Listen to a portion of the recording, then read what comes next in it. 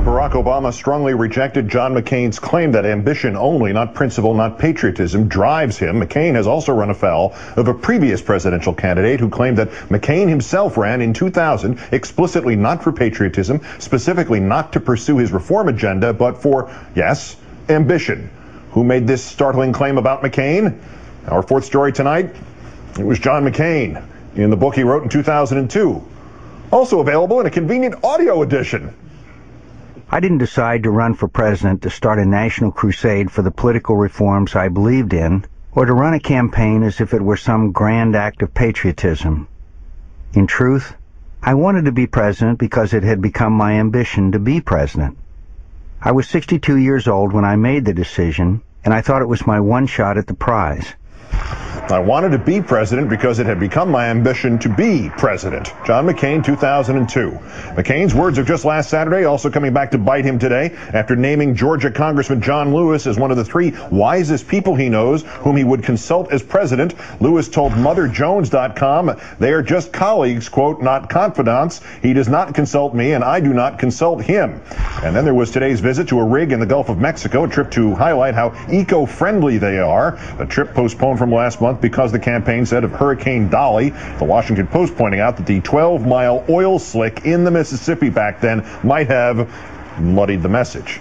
Let's turn now to MSNBC political analyst Eugene Robinson, also, of course, associate editor and columnist for the Washington Post. Good evening, Gene.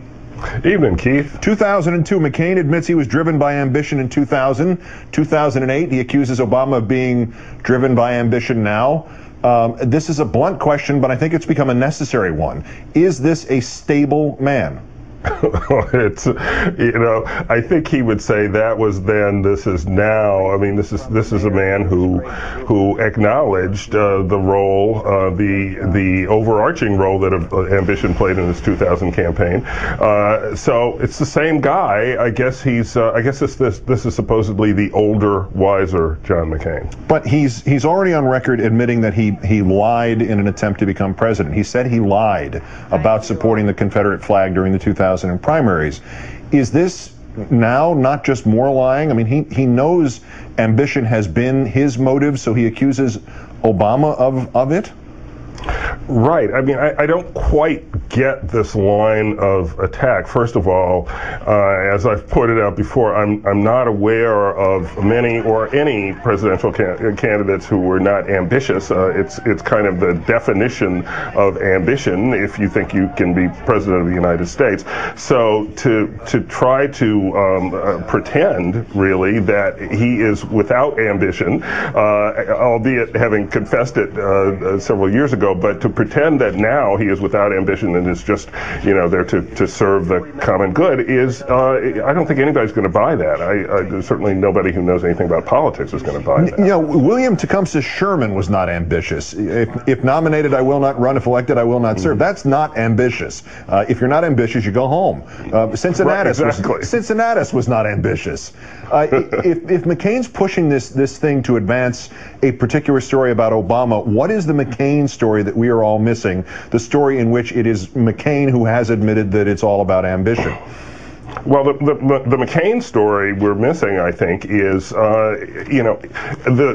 way John McCain has changed over the years. The man who voted against the Martin Luther King holiday, but now claims John Lewis as his spiritual advisor. I guess the man who is a maverick in the public imagination and in the public, but who really has voted pretty much like a doctrinaire conservative all along.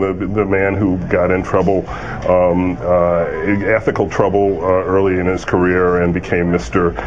Campaign Finance Reform. It's kind of John McCain versus John McCain, and ambition could be another chapter in that book, I think. Well, you mentioned Congressman Lewis. This is not actually the first time that McCain has used Lewis's name to score points somewhere. He went on at length about him during his Please Forgive Me for Voting Against Martin Luther King Day tour. Is there something unseemly about returning to this well in such a dishonest fashion? Does it say anything about McCain's approach to the issues of race in this campaign, or is it either smaller or larger than the issue of race? I think it indicates a certain trivialization of the issue to the extent that he deals with it at all. I mean, John Lewis has become the kind of go-to civil rights saint, and you mentioned him as an admirable person. Perhaps John McCain does find him totally admirable, but as Congressman Lewis points out, if that's the case, it would be nice if he were to pick up the phone and call him now and then and maybe solicit and take his advice. Apparently he does not.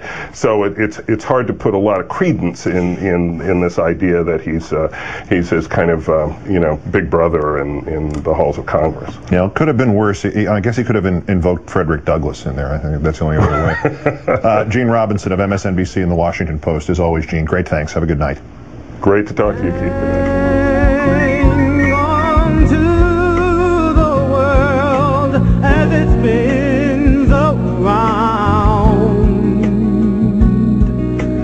Just don't let the spin get you down.